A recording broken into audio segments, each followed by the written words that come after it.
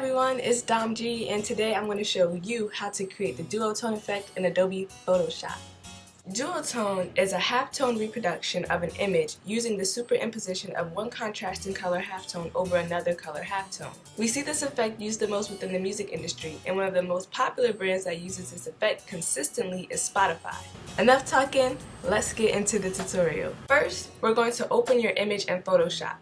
I visited Unsplash's website to pull this image. Navigate to your channel panel. If you don't see it, you can go to Windows, then click Panels. Click through the red, green, and blue layers and select the layer with the most contrast. It's typically the blue channel, but this may vary dependent on the image. Now hold Command or Control and click on the thumbnail of the channel of your choosing, or you can click the dotted circle at the bottom of the panel. Doing this will make a selection. Go back to your layers and click the adjustment layer button and then click solid color. Here you want to select the lighter color of your choosing. Once you've selected your color, go back to the original image layer, click the adjustment layer, and click solid color again. Here, you want to select a darker version of the color you selected previously. If you later decide that you want to change the colors, you can always double click the color swatch and change the color easily. And there you have it.